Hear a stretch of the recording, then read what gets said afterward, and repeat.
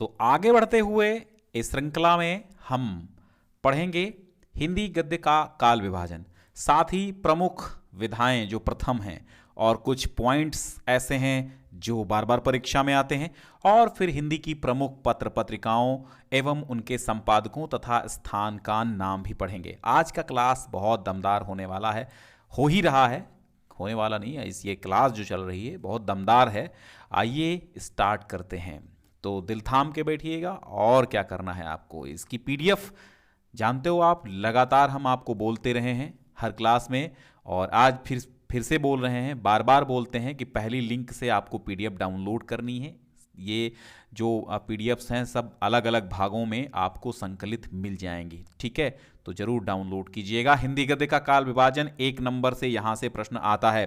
पूर्व भारतेंदु युग कब से कब तक माना जाता है? 13वीं शताब्दी से लेकर के 13वीं शताब्दी ईस्वी के मध्य से लेकर के 1868 ईस्वी तक का जो समय था वो भारतेंदु युग था, ठीक है। भारतेंदु युग कब, देखो ये पूर्व भारतेंदु है, ये पूर्व भारतेंदु युग है, ध्यान दीजिएगा। यानी भारतेंदु जब पैदा हुए थे, यानी जब से इनका युग चला उससे पहले की बात, पूर्व। सन 1868 ईस्वी से 1900 ईस्वी तक जो रहा वो भारतेंदु युग रहा था। 1868 से 1900 तक। कुछ लोग इसको 1857 से 1900 भी मानते हैं। अगर ऑप्शन में ये है तो कोई दिक्कत नहीं है, आप ये भी लिख दीजिएगा। द्विवेदी युग जस्ट इसके बाद चलता है, 1900 से 1922 तक द्विवेदी युग चलता है। छायावादी युग 1919 से 1938 तक चला, ठीक है। अब 1919 से 38 तक चला, इसको भी कुछ लोग 1900 देखिए जो द्विवेदी युग है इसको भी 1900 से 1920 तक भी कुछ लोग मानते हैं, कुछ लोग 22 तक मानते हैं, लेकिन जो सही है वो 1900 से 1922 तक। अगर ऑप्शन में आपको 1900 से 1920 ही मिलता है और 22 नहीं मिलता है तो यही लगा सकते हैं। द्विवेद छायावादी युग के 3 काल निर्धारण है, एक तो 1919 से लेकर के 1918 भी माना जाता है, सॉरी 1936 भी माना जाता है, ठीक है। 1918 से लेकर के 1936, 1919 से लेकर 1936, 1900 से लेकर 1938 तक भी माना जाता है, और कुछ लोग 1920 से लेकर के 1938 तक मानते हैं, ठीक है। तो ये तीनों काल विभाजन लगभग के सही हैं। अगर इसमें कोई ऑप्शन आता है और कोई नहीं आता है तो भी आप ये समझ के कर दीजिएगा इसके राउंड फिगर में। तो छायावादी वैसे तो मुख्यतया 1919 से 1938 तक का मेन माना जाता है। छायावादोत्तर यानी छायावाद के बाद का जो काल था 1938 था, इससे निरंतर चलता रहा छायावादोत्तर। आज भी, उत्तर मतलब बाद का, छायावाद के बाद का युग तो आज भी है, ठीक है। लेकिन आप इसमें एक प्रयोगवाद, प्रगतिवाद भी जोड़िए। छायावादोत्तर को प्रगतिवाद भी बोलते हैं काव्य में, ठीक है। छायावादोत्तर को प्रगतिवाद भी बोलते हैं। तो प्रगतिवाद भी 1938 से लेकर के 1943 तक चला था, ठीक है। ये प्रगतिवाद कहलाया। इसी को छायावादोत्तर युग कहते हैं, और इसी को गद्य में शुक्लोत्तर युग कहते हैं, ठीक है। और जो छायावाद में है यही शुक्ल युग गद्य में हो जाता है, ठीक है, ठीक है। हाँ, समझ गए आप। चलिए इस पर हम वीडियो अलग से बना देंगे। और फिर प्रगतिवाद के बाद प्रयोगवाद आता है। प्रयोगवाद कब से कब तक चलता है? 1943 से 1951 तक प्रयोगवाद चलता है।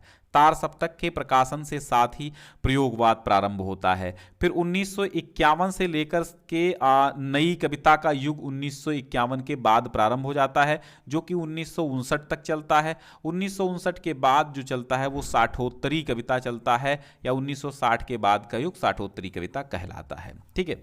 फिर कुछ पॉइंट यहां पर डिस्कस कर लेते हैं जो बार बार पूछे जाते हैं। खड़ी बोली हिंदी की प्रथम रचना गोरा बादल की कथा मानी जाती है, जो कि जटमल के द्वारा लिखी गई है। जटमल एक लेखक हैं, ठीक है, इनके द्वारा खड़ी बोली गद्य की हिंदी की प्रथम रचना मानी जाती है। हिंदी का प्रथम नाटक जो है वो नहुष माना जाता है, गोपाल चंद गिरधर दास का है, ठीक है। नहुष गोपाल चंद गिरधर दास का, और ये भारतेंदु के पिताजी थे। ठीक है। हिंदी का प्रथम उपन्यास कौन सा है? परीक्षा गुरु है, लाला श्री निवास दास का है। हिंदी की प्रथम कहानी इंदुमती किशोरीलाल गोस्वामी की मानी जाती है। 1 नंबर तो पक्का है यहां से आना। हिंदी का प्रथम यात्रा वृत्तांत सरयू पार की यात्रा भारतेंदु हरिश्चंद्र द्वारा लिखा गया है। कुछ अदर पॉइंट्स भी हम नोट कर लेते हैं।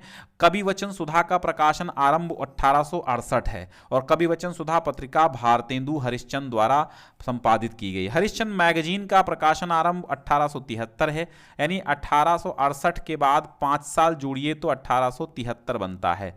ठीक है, 1873, ठीक है, तो 1868 और 73, फिर बाला बोधिनी का प्रकाशन होता है 73 के बाद। सरस्वती का प्रकाशन जो आरंभ होता है 1900 ईस्वी से, इसकी स्थापना भी 1900 ईस्वी में हुई। संस्थापक अगर आपसे पूछे तो चिंतामणि घोष हैं। कौन है? चिंतामणि घोष हैं। अगर आपसे प्रथम संपादक पूछे तो प्रथम संपादक इसके थे श्याम सुंदर दास, और जो है दूसरे संपादक आपके बने थे 1903 में महावीर प्रसाद द्विवेदी, और 1920 तक ये इसके संपादक रहे थे। समझ में आया? सर्वप्रथम द्विवेदी युग की पत्रिका सर्वप्रथम कही जाती है। हिंदी गद्य के विकास में सर्वाधिक योगदान देने वाली पत्रिका भी सरस्वती है। अब कुछ हम पत्र पत्रिकाओं के नाम, उनके संपादक और उनके संपादित स्थल या प्रकाशित स्थल का नाम भी देखेंगे, और ये आपके लिए बेहद इंपॉर्टेंट चीज है। भारतेंदु युग से प्रारंभ करते हैं और चलते हैं कहां तक? आज तक। सबसे पहले हम बात करते हैं भारतेंदु युग की। कवि वचन सुधा जो है ये भारतेंदु हरिश्चंद्र द्वारा प्रकाशित पत्रिका है, काशी से प्रकाशित होती थी। भाई भारतेंदु जी का जन्म कहाँ हुआ था? काशी में हुआ था, तो ये पत्रिका कहाँ से निकलती थी? काशी से निकलती थी। फिर है हरिश्चंद्र चंद्रिका, या इसी को हरिश्चंद्र मैगजीन भी कहते थे, और ये भारतेंदु हरिश्चंद्र द्वारा ही प्रकाशित थी, संपादित थी। काशी से ये भी निकलती थी, यानी प्रकाशित होती थी। हिंदी प्रदीप बहुत नहीं, मोस्ट इंपॉर्टेंट, बालकृष्ण भट्ट द्वारा संपादित। हिंदी प्रदीप के संपादक कौन हैं? बालकृष्ण भट्ट हैं। इलाहाबाद से, जिसको अब प्रयागराज कहते हैं, इलाहाबाद से यह प्रकाशित होती थी। प्रकाशन स्थल पूछे तो इलाहाबाद। आनंद कादम्बिनी, अगर आपसे पूछे आनंद कादम्बिनी जो पत्रिका है, इस आनंद कादम्बिनी पत्रिका के संपादक कौन है? तो बद्री नारायण चौधरी प्रेमघन। किस युग की है? तो भारतेंदु युग की है। और कहां से प्रकाशित होती थी? तो मिर्जापुर से प्रकाशित होती थी। फिर है पंडित प्रताप नारायण मिश्र एक संपादक हैं। किस पत्रिका के हैं? ब्राह्मण पत्रिका के हैं। तो ब्राह्मण आप लगाएंगे पंडित प्रताप नारायण मिश्र की पत्रिका के साथ, जो कि कहां से? ये कानपुर से प्रकाशित होती थी। ठीक है, बात समझ में आई? तो ये 5 मुख्य पत्रिकाएं जो कि भारतेंदु युग की थी: कवि वचन सुधा, बाला बोधिनी, हरिश्चंद्र चंद्रिका, हिंदी प्रदीप, आनंद कादम्बिनी और ब्राह्मण। ये पत्रिकाएं जो थीं ये भारतेंदु युग की थीं। अब आते हैं हम द्विवेदी युग की ओर। द्विवेदी युग की कौन कौन सी पत्रिकाएं इंपॉर्टेंट हैं, कौन कौन सी पत्रिकाएं द्विवेदी युग में प्रकाशित और संपादित हुई थीं? सबसे पहली पत्रिका जो द्विवेदी युग की मानी जाती है वो आपकी सरस्वती है। हमने कहा सरस्वती के प्रथम संपादक श्याम सुंदर दास थे, दूसरे आचार्य महावीर प्रसाद द्विवेदी थे, और ये इलाहाबाद से प्रकाशित होती थी। इसके 2 अन्य संपादक भी हैं जिनके नाम की कोई ज़्यादा आवश्यकता आपको नहीं है। आप सिर्फ उतना पढ़िए जितना सिलेबस में है, क्योंकि आपको बोर्ड एग्जाम 16 फरवरी को देने हैं। सुदर्शन पत्रिका देवकी नंदन खत्री और माधव प्रसाद मिश्र की है, ये भी काशी से प्रकाशित होती थी। सुदर्शन पत्रिका द्विवेदी युग की पत्रिका। हमने कहा सरस्वती के बाद सुदर्शन पत्रिका भी द्विवेदी युग की है। सरस्वती का प्रारंभ भी द्विवेदी युग में हुआ था। प्रथम पत्रिका सरस्वती है द्विवेदी युग की, दूसरी सुदर्शन कह सकते हैं मुख्य में। ठीक है, देवकी नंदन खत्री अथवा माधव प्रसाद मिश्र दोनों संपादक इसके रहे हैं, सुदर्शन के, और काशी से प्रकाशित होती थी। और जो सरस्वती है ये इलाहाबाद से थी।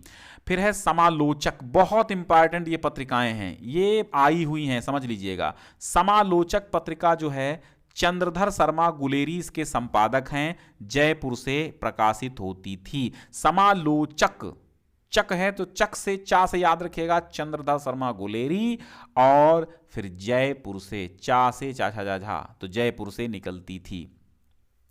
इंदु पत्रिका अंबिका प्रसाद गुप्त का संपादन हुआ था, यानी संपादक इसके थे इंदु पत्रिका के अंबिका प्रसाद गुप्त जी, और काशी से प्रकाशित होती थी इंदु पत्रिका। मर्यादा कृष्णकांत मालवीय, मर्यादा पत्रिका कृष्णकांत मालवीय की है, प्रयाग से निकलती थी। प्रताप पत्रिका प्रताप जो है गणेश शंकर विद्यार्थी की है, कानपुर से निकलती थी, कानपुर से प्रकाशित होती थी। प्रभा बालकृष्ण शर्मा नवीन की है, और प्रभा कालूराम की भी है। तमाम संपादक होते हैं एक पत्रिका के, ठीक है। फिलहाल मेन जो मुख्य हैं, जिनका नाम जिस पत्रिका के साथ मुख्यतया जुड़ा रहा है, मैं उनकी चर्चा कर रहा हूं, और वही मेन है। बालकृष्ण शर्मा नवीन खंडवा से प्रकाशित होती थी, प्रभा बालकृष्ण शर्मा नवीन, ठीक है। चांद पत्रिका बहुत मशहूर पत्रिका रही, जिसमें श्री महादेवी वर्मा जी ने भी संपादन कार्य किया था। रामरख सहगल और चंडी प्रसाद हृदयेश से प्रारंभ हुई थी, प्रयाग से निकलती थी चांद पत्रिका, ठीक है। माधुरी दुलारेलाल भार्गव इसके संपादक थे, और लखनऊ से माधुरी पत्रिका प्रकाशित होती थी। छायावाद युग या फिर शुक्ल युग की पत्रिकाएं हम कह सकते हैं, तो छायावाद या शुक्ल युग की पत्रिकाएं हाई स्कूल वाले भी समझ सकते हैं। हंस पत्रिका जो है, हंस मुंशी प्रेमचंद इसके संपादक थे, काशी से प्रकाशित होती थी ये पत्रिका हंस का ध्यान रखिएगा। आदर्श या मौजी नाम की पत्रिका, आदर्श भी नाम है, मौजी भी नाम है। शिव पूजन सहाय इसके क्या थे, इसके थे संपादक, कलकत्ता से निकलती थी। आदर्श या मौजी नाम की पत्रिका, इसके संपादक शिव पूजन सहाय थे, कलकत्ता से निकलती थी, ठीक है। सरोज पत्रिका जो है, सरोज नवजादिक लाल श्रीवास्तव, कलकत्ता से यह भी प्रकाशित होती थी। साहित्य संदेश पत्रिका आगे आती है, और साहित्य संदेश पत्रिका के संपादक बाबू गुलाब राय थे, ये आगरा से प्रकाशित होती थी। साहित्य संदेश बाबू गुलाब राय और आगरा से। कर्मवीर पत्रिका माखनलाल चतुर्वेदी का नाम जुड़ा है, और जबलपुर से यह पत्रिका प्रकाशित होती थी। चांद, हमने कहा चांद पत्रिका का संपादन अगर आपसे पूछा जाए शुक्ल युग या फिर छायावादी युग में, तो महादेवी वर्मा ने किया था, प्रयाग से। ऊपर हमने बताया, अगर आपसे पूछ लिया जाए कि चांद पत्रिका का द्विवेदी युग में प्रकाशन किसने किया था, तो द्विवेदी युग में आपका हो जाएगा रामरख सहगल और चंडी प्रसाद हृदयेश। और इसी के साथ आगे चांद आती है, और चांद छायावाद युग में भी आती है, तो छायावाद युग में महादेवी वर्मा इसकी संपादिका बनती हैं। प्रयाग से इसका प्रकाशन होता है। मतवाला और आला ये तुकांत है, निराला मतवाला का तुकांत है, मतवाला निराला, तो ऐसे याद रखिएगा। सूर्यकांत त्रिपाठी निराला की पत्रिका है, और प्रयाग से प्रकाशित होती थी। छायावादोत्तर युग या फिर शुक्लोत्तर युग की पत्रिकाएं जो हैं वो भी देख लीजिएगा। अब तक कादम्बिनी पत्रिका राजेंद्र अवस्थी, दिल्ली, यानी अब भी इसका प्रकाशन लगभग हो रहा है। कादम्बिनी पत्रिका का हमने भी पढ़ा है, जब कक्षा 10-12 में थे तो हमने कादम्बिनी पत्रिका पढ़ा, ये आती है, अभी भी चल रही है। तो कादम्बिनी पत्रिका, ये एक प्रश्न ये बनता है कि कौन सी छायावादोत्तर पत्रिका आज भी संपादित होती है, अब भी चल रही है, या छायावादोत्तर युग की पत्रिका मुख्यतः। मोस्ट इंपॉर्टेंट क्वेश्चन लगा लीजिए इसको। तो छायावादोत्तर युग की पत्रिका कादम्बिनी है, कई बार क्वेश्चन आया है, राजेंद्र अवस्थी की है, दिल्ली से प्रकाशित होती है। धर्मयुग धर्मवीर भारती द्वारा संपादित थी, और गणेश मंत्री भी इसके संपादक रहे हैं, बंबई से निकलती थी, लेकिन अब इसका नाम मुंबई हो गया है। सरिता नहीं है, सारिका पत्रिका है, ठीक है। सारिका, इसको आप कर लीजिएगा, सारिका जो है वो कमलेश्वर, सारिका ऐसे लिखा जाता है, सारिका पत्रिका जो है कमलेश्वर, ठीक है। पीडीएफ में आप सही कर लीजिएगा, कमलेश्वर की पत्रिका है। अवध नारायण मुदगल, और दिल्ली से निकलती है। कहाँ से निकलती थी? दिल्ली से, सारिका कमलेश्वर द्वारा, और अवध नारायण मुदगल भी इसके संपादक रहे हैं, दिल्ली से निकलती थी। हंस पत्रिका राजेंद्र यादव, हंस पत्रिका के संपादक राजेंद्र यादव, दिल्ली से संपादित या प्रकाशित होती है, दिल्ली से प्रकाशित होती है। संपादक इसके राजेंद्र यादव हैं। और गंगा पत्रिका कमलेश्वर द्वारा संपादित पत्रिका दिल्ली से है। ठीक है, दिल्ली से गंगा पत्रिका भी निकलती थी जिसके संपादक कमलेश्वर थे। ठीक है, तो प्यारे बच्चों, ज्ञान सिंधु कोचिंग क्लासेस में आप लोग निरंतर इसी प्रकार चलते रहिए। आगे की श्रृंखला में हम आपको ले चलेंगे, कहाँ ले चलेंगे? आगे की श्रृंखला में हम आपको रचनाओं और लेखकों की ओर ले चलेंगे।